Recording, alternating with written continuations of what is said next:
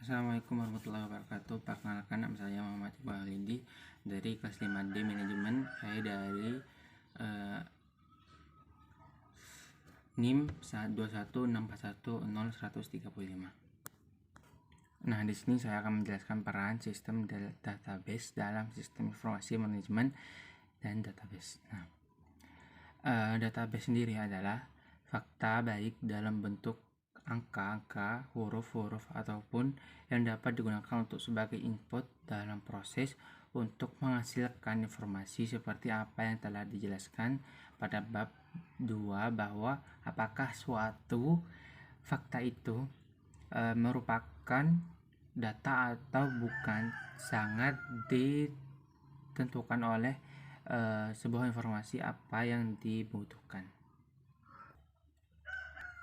Nah, di dalam komputer, ada yang menggunakan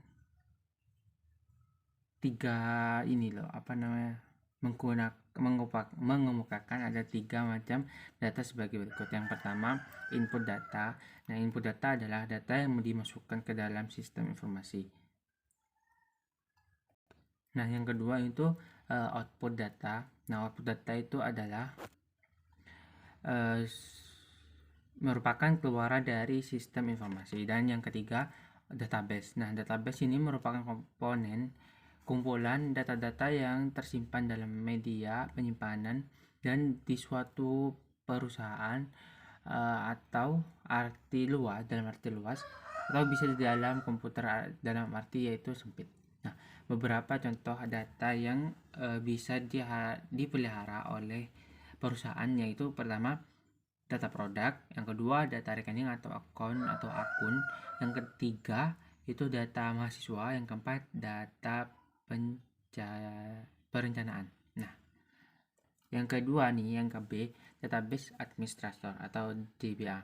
Nah, orang atau departemen yang bertanggung jawab dalam mengelola database disebut DBA, atau dengan bagian DBA atau database administrator yang memiliki tanggung jawab dalam mengelola data dan DBMS baik secara logis maupun secara fisik.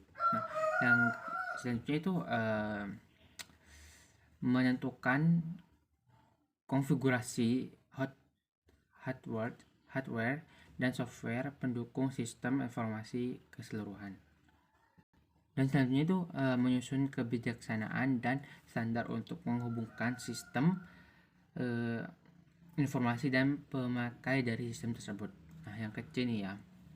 Nah, yang ini organisasi data pada database tradisional. Nah, organisasi data pada database tradisional memiliki tujuan agar sistem informasi yang efektif memberikan kepada para pemakai sistem informasi yang akurat. Nah, yaitu bisa relevan, tepat waktu, dan lengkap.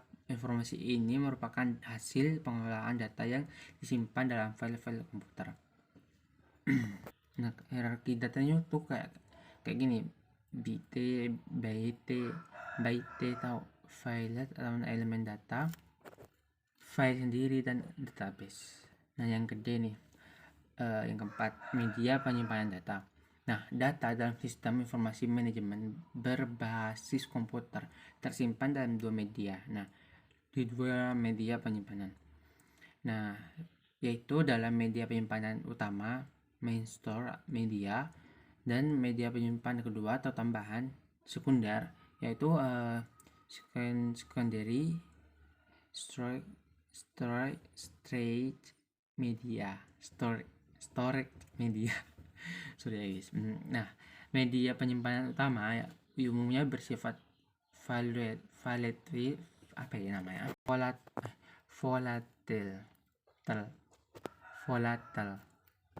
Nah, yang artinya sendiri itu akan hilang saat listrik sebagai sumber energi tidak ada. Nah, masyarakat sering mengatakan media penyimpanan utama ini sebagai memori, atau contohnya RAM, random access memory. Yang pertama itu media penyimpanan data secara sekunder terdiri dari media penyimpanan untuk data secara berurutan Melalui media ini, record data akan dibaca dengan cara yang sama dengan saat penyimpanan. Nah, yang memungkinkan pemakai atau user untuk membaca data dalam urutan yang diperlukan tanpa harus memperhatikan bagaimana penyusunannya secara fisik dan media penyimpanan data tersebut. Nah, yang kedua nih, media penyimpanan berurutan pita magnetik. Nah, pita magnetik terbuat dari plastik bercampur zat tertentu dan sebagian besar itu berbentuk seperti kaset. Nah, data yang direkam juga selanjutnya itu data yang direkam akan dicatat berdasarkan bit-bit, di mana bit-bit itu mewakili tiap karakter dan disusun melintang terhadap lebar pita. Yang ketiga tuh mengupdate file data pada pita magnetik. Nah, proses memperbarui file ini tadi disebut pemeliharaan file atau file maintenance, yang meliputi beberapa, yaitu penambahan atau record baru, penghapusan atau record lama, dan juga dapat mengubah atau memodifikasi dan juga record lama yang ada. Yang keempat itu media penyimpanan secara langsung atau DSD atau DASD. Nah, DASD ini media yang dapat digunakan untuk menyimpan secara langsung data ke nomor record yang kita inginkan. Nah, melalui sistem penyimpanan data ini, record dapat dibaca tanpa harus melakukan pencarian secara berurutan. Nah, media penyimpanan yang digunakan disebut sebagai Directed Access Storage Device. Nah, itu DVD DASD yang umumnya berbentuk piringan. Nah, yang kelima nih ya, membaca dan menulis data pada DASD.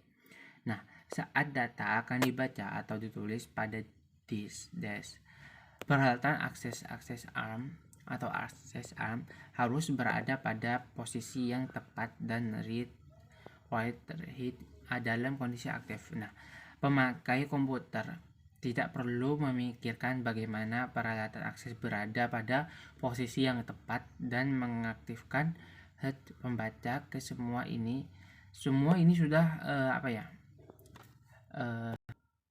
sudah diatur dan dikontrol oleh sistem operasi. Terdapat 3 cara menentukan alamat record.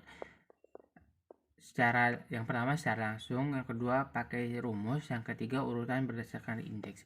Yang keenam, menentukan alamat record dengan hasting. Nah, ini tuh menggunakan hasting munculnya karena menentukan alamat dengan sequential memberikan akses yang lama, sedangkan dengan menggunakan cara akses langsung sulit menemukan nomor record tertentu yang berhubungan. Nah, yang ketujuh nih, menentukan alamat record dengan menggunakan urutan yang diindeks itu atau indeks dan sequential. Nah, file ini dapat disusun urutannya dengan menggunakan indeks. Melalui metode tersebut, nah record di atas itu dapat dicatat pada piringan secara berurutan. File indeks yang berisi kunci-kunci record disimpan dalam file yang terpisah. Nah, dari penjelasan tersebut, era database tradisional programmer yang dibantu oleh analisis sistem sangat disibukkan oleh kegiatan dan penentuan alamat data yang paling optimal. Nah, yang ke-8, masalah pada organisasi data tradisional.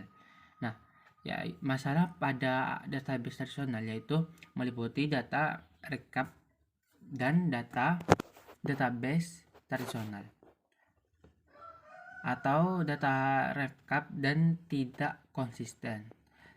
Yang kedua itu kesulitan dalam mengakses data. Yang ketiga, data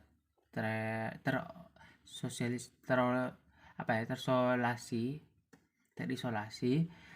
Dan yang ketiga, empat itu data sulit diakses secara bersamaan. Yang kelima, masalah keamanan data. Yang keenam, masalah integritas.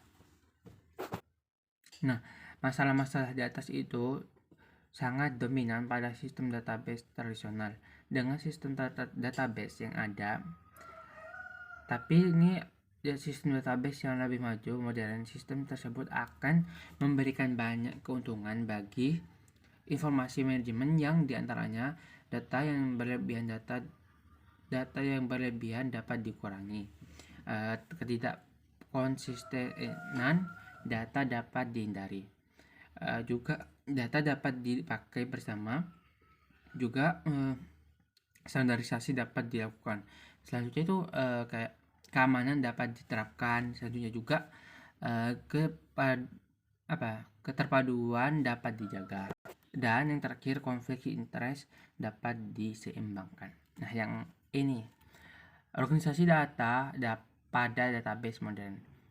Nah, dalam arti ini sempit, bahwa perusahaan dikatakan sudah mengelola data atau informasi dengan baik bila sudah menggunakan atau menerapkan DBMS atau Database Management System. Nah, manajemen data dalam arti luas bahwa perusahaan sudah mengelola data atau informasi dengan baik bila sudah menggunakan atau menerapkan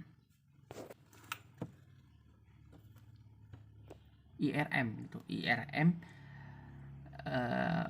Information Resource Management atau manajemen sumber daya informasi, yang komponennya meliputi hardware, software, brainware, prosedur, dan database. Nah, yang ke F nih, kegiatan manajemen data, yaitu mengumpulkan data, menjaga dan mengadakan pengujian terhadap integritas data. Yang ketiga, menyimpan data, memelihara. Yang keempat, memelihara data. Dan selanjutnya mengamankan data.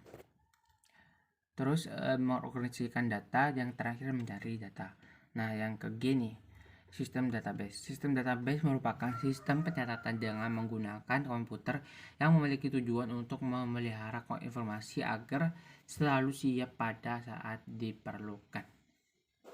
Nah, karena sistem database merupakan bagian dari sistem informasi manajemen atau SIM, maka komponen-komponen dalam sistem database merupakan bagian dari komponen SIM. Nah, yaitu komponen data ini, data dalam database bisa disimpan dalam komputer PC kecil, biasanya untuk single user. Yang kedua itu komputer mini untuk multicellular. Yang ketiga, komponen mainframe untuk multicellular.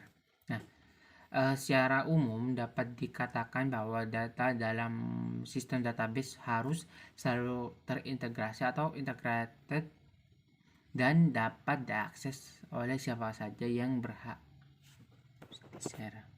Nah, ada juga komponen hardware, komponen sistem software.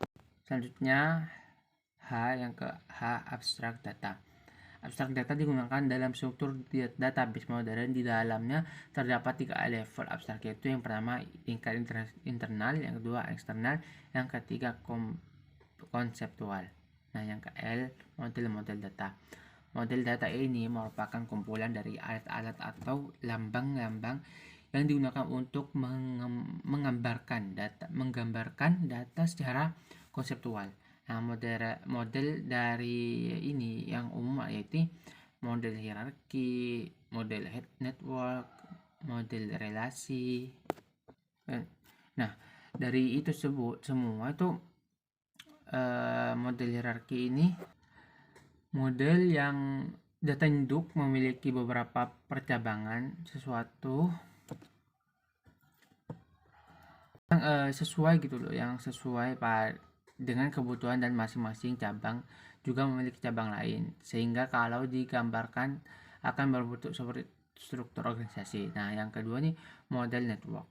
Pada model ini setiap file data dapat berhubungan dengan file-file data lainnya sesuai dengan kebutuhan manajemen suatu organisasi perusahaan. Model yang lainnya sesuai dengan kebutuhan manajemen suatu organisasi perusahaan itu tersebut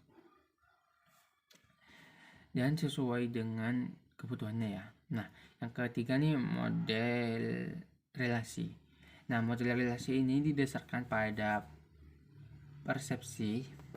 Nah, persepsi tentang dunia yang berisi sekumpulan objek-objek dasar yang disebut sebagai entity dan hubungan secara entity tersebut. Beberapa cara menggambarkan model relasi telah muncul seperti model relasi Peter C, model relasi Martin, model relasi Baschem. Nah, itu saja dari aku. Sekian dari aku. Assalamualaikum warahmatullahi wabarakatuh.